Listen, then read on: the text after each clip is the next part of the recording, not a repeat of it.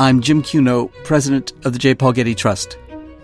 Welcome to Art and Ideas, a podcast in which I speak to artists, conservators, authors, and scholars about their work. I think it was Time magazine who referred to him as having lived long enough to be cool twice. In this episode, I speak with architectural historian Neil Jackson about his recent book on the work of the modernist Los Angeles architect Pierre Koenig.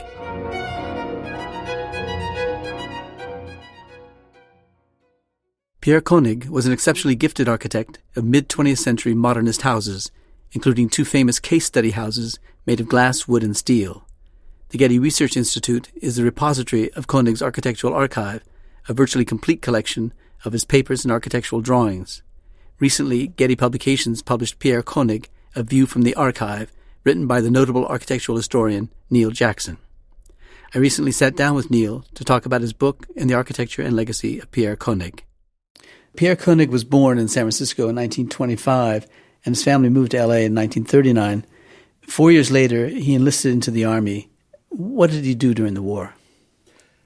Well, he joined the special program to train officers, but with the D-Day landings, that program got curtailed, and he was immediately sent out as a private, a GI, over to England. He was with a group called the 292nd Field Artillery Observation Battery, and he was a flash spotter. What does that mean? It was a particularly dangerous job. There were 4 flash spot teams in his unit, and they would arrange themselves across probably a 10-mile front of the battlefield, and then they would look for gun flashes from cannons. So he did this and followed the battalion through into Germany. He got injured at one point. I think his truck hit a mine or something, and he got hospitalized in Paris. And then the next thing is he's on his way home. So it was a fairly short time. Not long afterwards, he enters USC to study architecture. What attracted him to architecture? He didn't really know what to do when he came back. He'd always been interested in drawing. The story is, and he said he was in a library in San Gabriel and thumbing through architectural magazines and came across drawings by Paul Rudolph and thought, well, I can do that. And he signed up in Pasadena City College to learn architecture. But it was a terribly traditional course, and I don't think it was really what he wanted to do. He did 2 years at Pasadena City College, and then he moved to USC to enter the architecture program there. So he graduated from the University of Southern California in 1952. What was USC School of Architecture like back then? To my mind, it was a very good program, but it was a timber-based program. They were building wooden buildings or designing wooden buildings. And, that's absolutely suited to this part of the country, to earthquake zones and so on. But he felt this wasn't the way that architecture should be going. And during his final year, he built a house for himself out of steel. He says that his grades had been really good, and the moment he handed in a steel project, they plummeted because the tutors didn't want a steel building. They wanted timber. Did he work with any particular architect teacher? I know afterwards he works with Rafael Soriano, who was the teacher in the program. Did he study under Soriano? I haven't been able to establish any direct connection at USC in terms of Soriano, but the way architecture schools work, you have a student presenting their work in a review and maybe 4 or 5 critics from the staff there criticizing, giving feedback. So it's very likely Soriano looked at his work in that way. The person who I think was probably most important was Calvin Straub, who was a timber frame man. And I think there was probably some tension there. By timberman, you just mean that he worked with wood? There was a style of post and lintel construction, which was referred to as the Pasadena style. Whitney Smith is probably the best-known architect of that in Pasadena. And it's very much what it says. You get a wooden post, a 4x4 post, perhaps, and a couple of 6x2 beams lapping the post on either side, and you bolt it through. And it's a very simple, pragmatic, but very modern way of building. Yeah. You mentioned that he designed and built his own house, 1951, I think it was, the year before he started his last year as USC. I'm sort of struck by how he was drawn to his own house, because, of course, he needed a place to live, I suppose. But he quickly developed a specialty in doing houses. Was that something that USC was particularly interested in, or how did that happen that he got so drawn to houses and pretty much stayed with houses the rest of his career? I don't know enough about the USC program to say that they didn't teach the students to design those sorts of buildings, but a house is a very straightforward, at the same time, very difficult problem, and it's a very good learning vehicle. And Cove&Straw taught them house design. And there's one project here in the collection from that time that shows how he's working through the process of designing a timber house in the Pasadena style. During that time, in the late 1940s and 1950s, there was this project being run by the magazine Arts and Architecture called the Case Study House Program. And the intention was to have architects design what could be regarded as model homes for the post-war years. The editor, John Intenser, had recognized that there'd be a lot of people returning from the war, and with government support, they could use money either to further their education or to build themselves a new home. So here was an opportunity in the architectural world to offer a good standard of design, and the magazine went out to publicize that. So I think there was a lot of interest at that time in the house as an object, as a design solution. And then Pierre becomes very interested in the idea of mass-producing houses, like Henry Ford mass-produced cars. I guess the essence of a production home is that one has a kit of parts, and this is reproduced in various configurations. And he could just continue working in that vein, doing production homes or designing homes that could become models for production, for years and years. It was an endless pathway, and he chose to follow that. Yeah. There are other buildings he did, bigger buildings, but they're not particularly significant. It was really his house architecture that's important. Yeah. So he worked on Soriano's own case study house, 1950. He did his own house, 1951, which, while not a case study house, it looks like it was influenced by case study houses. And he did two case study houses himself, number 21 and number 22, the Bailey House in 57 and the Stahl House in 59. You've mentioned about the project itself. How did he get it signed on to the project? Well, he was invited by John Intenser, the editor. And, I was talking to Pierre, and he sort of takes on the persona of John Intenser, and he says, well, Pierre, when you have a good project, a good client, bring it to me and we'll make it a case study house. And that's how it happened. And this was Case Study House 21. The idea behind the Case Study House program is that architects would, in a sense, take their designs to the magazine, who would then promote them. And the magazine didn't commission these itself. They used them as a vehicle for promoting architecture and promoting architectural materials. So Pierre had worked with Soriano on the Case Study House for 1950. That's what it's called. It doesn't have a number. He'd done the perspective drawings, which were published in Arts and Architecture in the magazine. What is the basis of a case study house, other than a kit of parts? Well, it was something that offered a standard of living that I think the post-war generation would aspire towards. It tended to be fairly simple, tended to be fairly small, maybe 2-children family, that sort of thing. It needed to be something that could be fairly easily built. And in terms of the basic idea of the program, it needed to be something that could be reproduced in a variety of situations. So this, again, is, I think, something that really appealed to Pierre, the reproducibility of the house as a building type. How did somebody commission a case study house? In other words, so a man named Bailey wants a house. He goes to Koenig and asks him to design a house. Does he say, I want a case study house?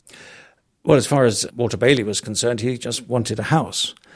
And in 1955, Pierre started working on this house for him, but it was too big, and the project got shelved. Got shelved because it was too expensive? Yes, it was too expensive. Yeah. And then I guess the Baileys decided they'd try again, and Pierre was asked to reduce the size of the building, and this he did. And this is at the point when he took the design to John Intenser and said, I've got this potential case study house if you'd like to publish it. And the houses, when they were published over a number of months. The first publication would be a site plan and some sketches perhaps and a perspective drawing. And then over the months you got photographs published showing the building under construction and then the completed building. And then the building was open to the public for maybe 2 weekends or 3 weekends. And the public were invited to come round and have a look. Yeah. And everybody in a way benefited. The architect got a lot of publicity. The clients got a cheaper building because the suppliers of building materials would supply them at cost. The suppliers got a lot of advertising because it was their profiled metal roofing that was being used in case study house, whatever number. And everybody went away happy, except possibly for the person who had to clean the house after 400 people walked around it one weekend. Yeah. Now, the Bailey house was, I think, 1,200 to 1,300 square feet. That's like the size of a small apartment now, right? So how many bedrooms was it? How many people lived there? There were 2 bedrooms, or one was a study. Depends how it was configured. That's the second version of the house. The first version was more extensive, and what Pierre did in redesigning the house was really chop off the tail with all the bedrooms in it and concentrate the functions around the main body of the house. Well, I'm looking at a picture of the house in your book, and it's sited on this kind of bluff overlooking a valley, quite exposed. It might be because the landscaping hadn't been put in by the time this photograph was taken, so it looks more exposed than it might have otherwise been when they lived there, but maybe not. Tell us about the house and the setting in which it was built. Well, nowadays, of course, it has a lot of greenery around it. But that site was on a little escarpment on the east side of a road in the Hollywood Hills. There's a level platform. To the west, the ground rises up, and the subsoil, the substrata on the west side is quite stable. On the east side, above the road, it's not so good. They had to put deeper foundations into that side because it was mostly loose fill that made up the site at that point. The building runs north-south. It's essentially just a rectangle. The south end looks out across the valley. The north end looks up into the next property, and it's at the north end where you drive in with your car. So it's a linear building, and the car drives in at the north end. The entrance to the living accommodation is right in the center of the building, either accessed from the carport or from a doorway down the east side of the building. And then the living rooms all look out towards the south, with the exception of the study, which has a north aspect. The building's surrounded by shallow pools for lilies or birds or whatever want to take refuge there. All the way around the house is water, or just on one side? No, all the way around, except for where you're bringing your car in. Oh. And there are a couple of platforms that stretch out over there, like decks that stretch over the water. But the idea is, I think, to provide natural cooling. And there is a water pumping system that takes water from these shallow ponds up to the roof and then spews it out as a series of spouts along the side of the building down into the water ponds again. So there's a lot of evaporation going on. But it cools the house as well, I suppose. It cools the house, yes. The air would have moisture in it, which has a cooling effect. The only windows that there are in the building are on the south side, looking out over the view, and there's water outside those windows. And on the north side, to the side of the carport, there's the windows to the study area. And these are all floor-to-ceiling glass sliding doors. So you just pull them back, you can get through ventilation very easily. The through ventilation then will be slightly moist, and that would help cool the space. Pierre never did air conditioning, didn't believe in it at all. And even in his own last house, he had his sort of air ventilation door that he would open, and he would reckon the cool breezes would come in off the ocean, which was some distance away because he was living in Brentwood. But natural ventilation was what he wanted to do, and it was quite possible. Now, from the vantage point of the photograph that I'm looking at, the walls are not glass walls. They're opaque. They're within a dark frame that makes it look like very much like a Japanese house. And I know that you're working on a book about the relationship between Japan and Los Angeles architectures. Was there a stated influence from Japan for him? Oh, he was certainly aware of it. He'd never been to Japan, and I don't think he ever got there. I actually haven't found much evidence of him traveling abroad after the war. Maybe he felt he'd done it all then. Mm-hmm. His passport, which is in the collection, has almost no stamps in it. And I think he was pretty much a stay-at-home boy. But the frame architecture that we get in this part of California is essentially the same as they need to build in Japan because of the risk of earthquakes. He was doing a building which had a frame that was expressed as a dark painted steel object, and then the light-colored panels that went between could be seen as a California version of shoji or something like the walls that make up the traditional Japanese house. The influence of Japanese architecture on the west coast of America was considerable, and probably it's most noticeable further north in Seattle and maybe in Portland. because of the large Japanese communities that are in these places. So when you were in the house, in the Bailey house, was it just a series of open volumes? Were there interior walls that broke up a single volume, or was it expressed by individual volumes of rooms? Well, the interior space of the Bailey house is divided into two main volumes, one on the west side, one on the east side, and there's as it were, a wall, at least a series of columns down the middle. The one on the west side is made of 2 bedrooms, and then in the middle, between the east and the west volume, there's a little courtyard, which has a shower at one end of it and a bathroom at the other end of it, and a boiler house in the middle.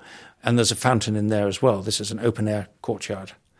And that links the living space with the bedroom spaces. Mm-hmm. And then the living space on the east side of the building has a kitchen separated by an L-shaped wall that doesn't go all the way to the ceiling, an open counter. So it's an enclosure around the kitchen, but it's not a separate room. And there's a little dining area in there. And then beyond that is all the seating area that looks out over the view to the south. Yeah. So then 2 years later, he has a second case study house, this one, the Stahl House, 1959. How large is this house? It's certainly much more glamorous, at least it photographs as a much more glamorous structure. Was that because the materials were a different kind, or the scale was greater, or what was it like? No, it was really just more of the same. But as he progressed through these early years, he understood better how to make the buildings. The building industry was changing. Larger window sections were available. Deeper beam sections were available. And everything was, in a sense, moving forward together. So what we get at the Stahl House is an L-shaped building that is glazed on almost 3 sides, if you can have 3 sides to an L, but there's one side to the north that is solid, and that's again a sheet metal side. But the Stahl House is essentially a skeleton of steel with glass wrapped around it. And the door sizes are bigger than they had been in the previous building. He's now using 20-foot bays with 2 sliders within them. And there's a different sort of ethos to it. It's not a building that could be reproduced. That wasn't the intention of it, I think. It's much more of a one-off. Having said that, it's the only one of his houses that he did reproduce, because somebody said, I want one like that. So Mr. Johnson got a house up in Carmel Valley that is a reproduction of Case Study House 22, but Case Study House 22 doesn't really lend itself to reproduction because it's on such a peculiar and special site. Yeah, describe the site, because I'm looking at the photograph of it, the famous one, the Julius Shulman photograph, which looks out over the valley. No, that's Hollywood. No, it's Hollywood. With all the streetlights dividing up the landscape in all these sections of light. It looks as if it's almost on fire. But there was something about the site that was peculiar and complicated and difficult. That others who were offered a commission, if I understand it, before him turned it down as a result, in part because of the site. What was that like? Well, Buck Stahl, who had bought the site, had spent quite a few years, 3 or 4 years, trying to stabilize it, collecting lots of building waste, concrete, bricks, blocks, whatever, from sites all around the city, and taking them up to his hilltop site there and trying to level out the bit of ground by building retaining walls and so on. The result was that there was this platform that was fairly solid in the middle, gave some strength, but around the outside was insubstantial. And I think most architects looked at it and thought, well, this is a crazy place to put a house. It's going to slide down the hillside. The Chateau Marmont is straight down below to end up in their backyard. So Pierre said, well, yes, we could have a go. This is where it becomes more contentious. There was a photograph of a model that Buck Stahl had made, which shows essentially the same configuration of plan that Pierre decided to use. Yet it's a very different type of building, and it's not so much an L, but it's more of a U, which wraps around the same part of the site. And to that I would say that even if it was Buck Stahl's idea to put the house there, it was only Pierre who could really realize it and achieve it.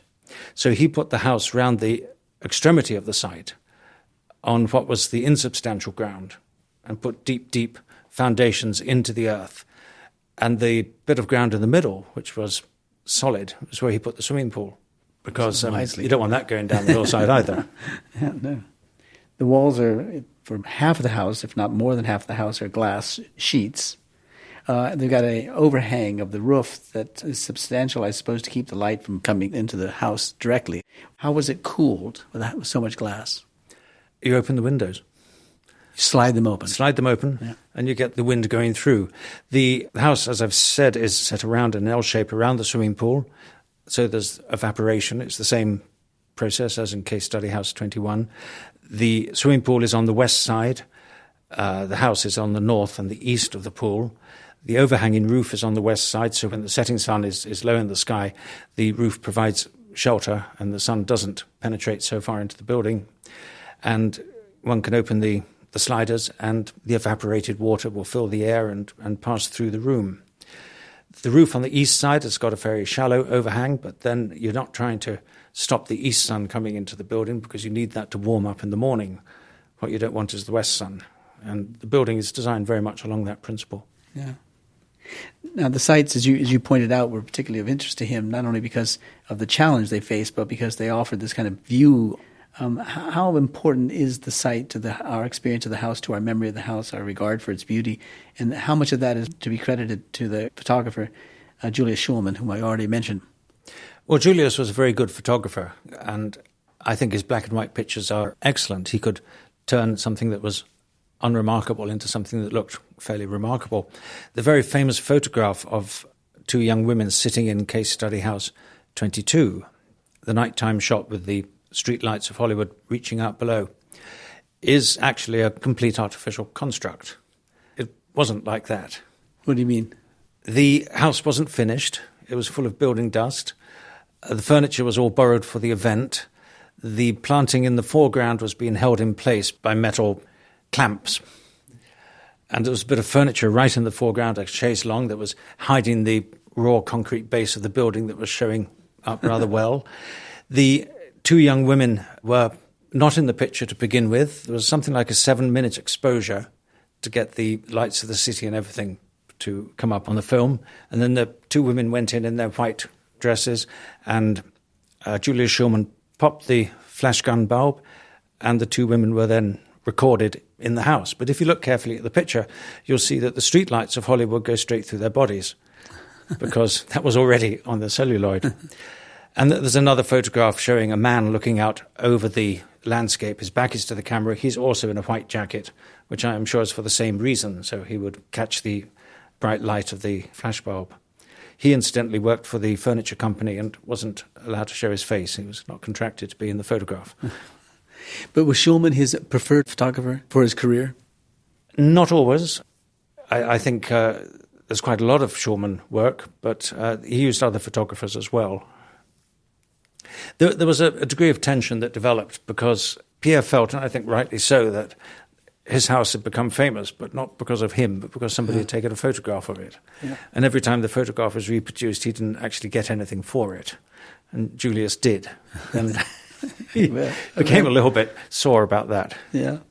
Now, you call his basic plan for his houses the pavilion plan, and you credit Mies van der Rohe's Farnsworth House in 1951 as a common source for Koenig's use of the pavilion plan.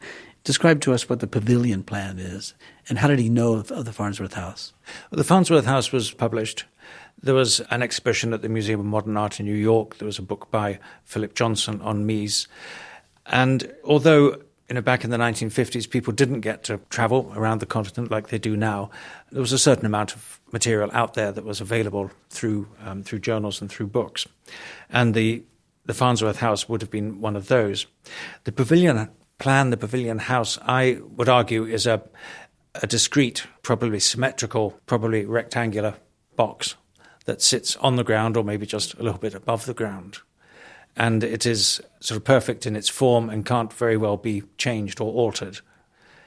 And this is why some of Koenig's buildings certainly fit into that category. They might have an axis of symmetry down the middle with a bedroom on either side at one end and the kitchen at the other end and the living room in the middle. It's a fairly standard plan once one has mastered it. And other architects, such as Craig Elwood, were using this as well. Yeah. There were examples of houses he might have been attracted to in Los Angeles. Now, I know they're quite different, like the Schindler House, let's say, or even some of the Neutscher houses. But what was he looking at? What was he seeing in Los Angeles that may have been of interest to him? I think again, this comes back to what he learned at USC. It was the post and beam construction. What he was doing with steel was essentially a post and beam construction process, although because the steel beam is much stronger than the timber beam, he could really expand the distances and stretch the building. So that process of assembling was, I think, what was guiding him, really. Schindler didn't work that way. Schindler's houses are pretty idiosyncratic, and they're very odd shapes sometimes.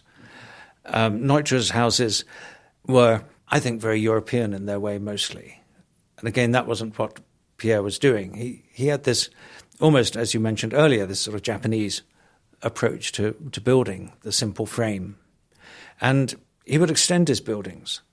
The house on Mandeville Canyon, which was built as a speculative development, became a private house and then got extended about 3 or 4 times.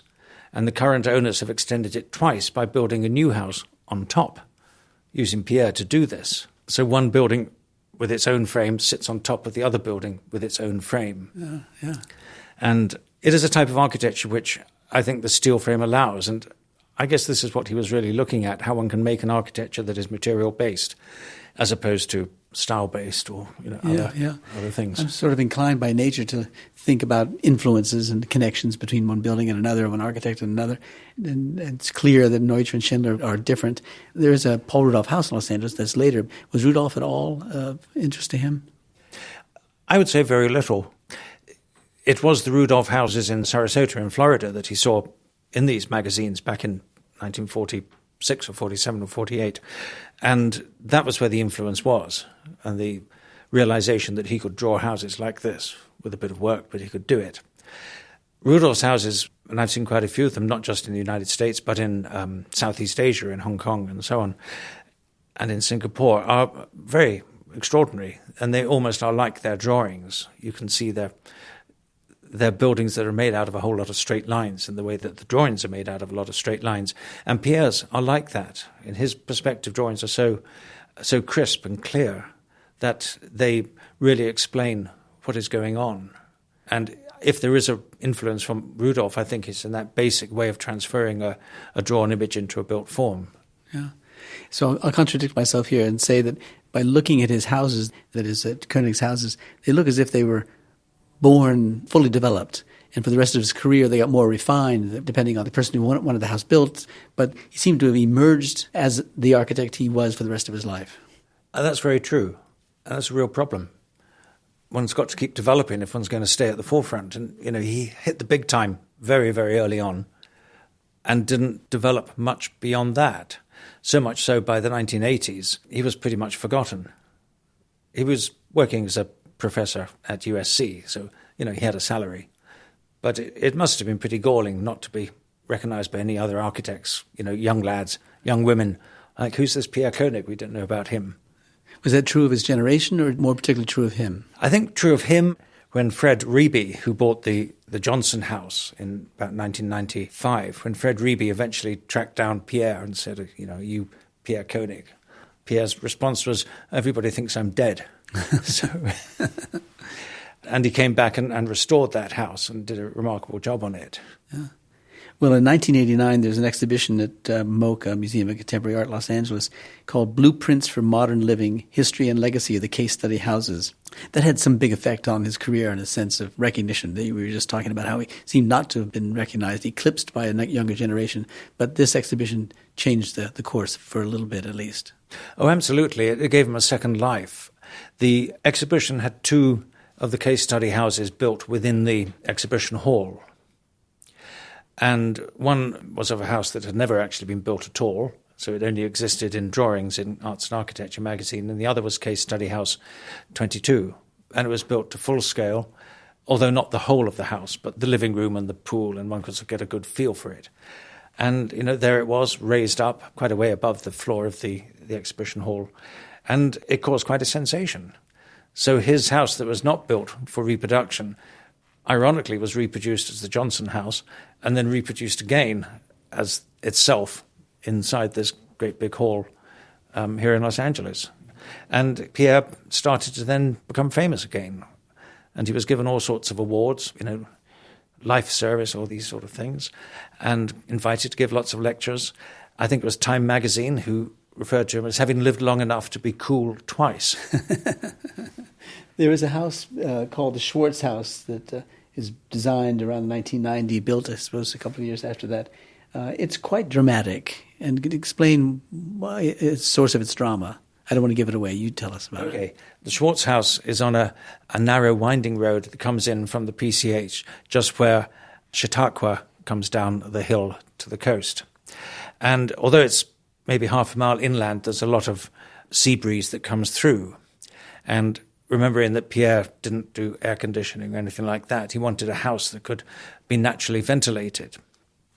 So his solution was to build a large exposed steel frame lined up with the street that was at right angles to the coastline, and then put the house within the steel frame and turn it through 25 degrees or whatever to catch the winds that were coming up the whole canyon there.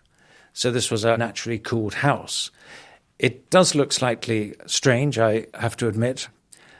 I reviewed it for a British Architectural Journal soon after it was finished, and it's always sort of remained in my mind as being idiosyncratic. But it sits there, a white box within a big black steel frame over about 3 stories. And it worked. And then, of course, a neighbour comes and builds a large house just to the west of it and blocks the airflow coming up the canyon, which is a pity.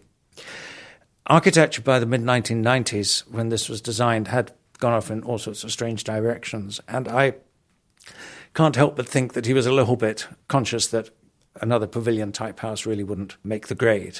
And I think he's trying to do something that's perhaps new or something that looks a little bit different. The interest in the late 80s, 1980s, was in deconstruction. Is there something of that in this building? A frame doing one thing, the building doing the other thing? I don't know. The client, Martin Schwartz, and his wife, Mel, were enormously supportive of Pierre. It was a really difficult job. Martin was, I think, quite involved, not quite as a site manager, but he had the checkbook and he had to try and keep things under control. And there were all sorts of problems, which are described in my book here. I'm lucky because the correspondence is all in the archives here and you can follow it through. I get the feeling that at this stage, Pierre wasn't quite in control of what was going on.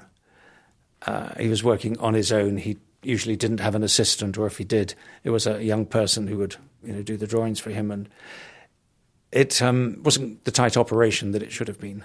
Did it lead to other such experiments in his career? No, this was pretty much the last thing. This is the last complete house he built.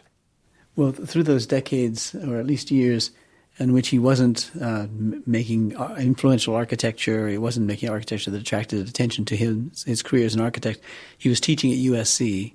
What kind of a teacher was he? I think a very dedicated teacher. The evidence of that is in the program for the Chemehuevi Indian tribe, their reservation on the banks of the Colorado River at Havasu Lake. Describe that to us. It reproduces beautifully in your book.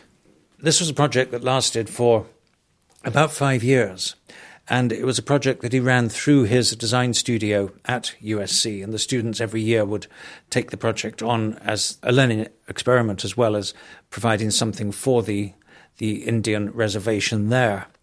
It was a project that was meant to be financed by the government, and there were all sorts of difficulties, and eventually it just collapsed. Pierre was not going to compromise on his ideas, and the government were not going to let his ideas go through. So it was a stalemate, and it was sort of very sad. But I think any architecture professor working in a school of architecture who can get his students that involved in a real-life program, not just one that lasts for 10 weeks, but one that lasts for 5 years, is quite an achievement. Mm. And he was, I think, very much appreciated. There's a lecture room now at USC, Pierre Koenig Lecture Hall. Yeah. So your book, Pierre Koenig, A View from the Archive, references the Getty's holdings of Koenig's work. How is it that you got to Koenig? Was it by way of working in the archive here, or had you known of Koenig's work before? Oh, no, I was very aware of Pierre, and I knew him, and I knew Gloria, his wife. I'd been a professor at Cal Poly Pomona here in Los Angeles from 1985 to 1990, and I'd got to know Pierre, I've got to know Craig Elwood, I've got to know Raphael Soriano, people who've been building steel houses, case study houses. And I did a small book on Pierre for Taschen in 2007, and then when the opportunity to become a guest scholar here at the Getty Conservation Institute came up, this was too good a thing to miss. And I had 3 wonderful months here, and the result of that initially was an article in the Getty Research Journal, and then this book contract came along, so it was an opportunity to continue working in this area. So your book draws from his archive. It's at the Getty Center. It's a large archive, huge number of things, 100 boxes of files of correspondence, documents, drawings, and photographs, and more than 250 flat files of drawings. How important is that archive, and for what reasons is it important? I think it's important because it is an almost complete set of work from an architect who was very single-minded in what he did and very conscientious about how he did it. There are gaps, there's a few teeth missing, but that happens with age. The design for the first Bailey house is something that Pierre actually forgot about. And I won't say I discovered it in there, but anyway, it was in there. It took me quite a while to work out what it was, because it looked like the Bailey house, but it wasn't the Bailey house. But it was this earlier version. He was very, very good at recording things. There's a lot of letters initially, and then they become faxes. And, there are lots of complete sets of material. The opportunity to look at a complete body of work like that is something that anyone interested in a type of architecture or a particular architect would really relish. And I think I was really fortunate in being able to use this collection to produce this book. The book is called A View from the Archive, and I use the word view in 2 senses, one as an aspect, what you might see, and the other as an opinion. And I do say in the book that this is my opinion, and other people can have their own opinions, and they can go through the same material and come out with presumably different conclusions. Though we might have an argument, of course. Yeah, well, it's a great book, beautifully designed, beautifully executed, filled with information and interpretation of Koenig's career. So congratulations. We're grateful that you gave us the chance to talk about the book on this podcast, but also gave the Getty the chance to publish the book. Well, thank you very much, Jim. It was a great thrill to do it.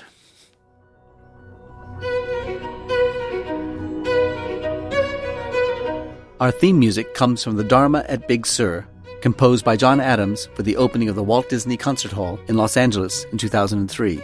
It is licensed with permission from Hendon Music. Look for new episodes of Art and Ideas every other Wednesday. Subscribe on Apple Podcasts or Google Play Music. For photos, transcripts, and other resources, visit getty.edu/podcasts. Thanks for listening.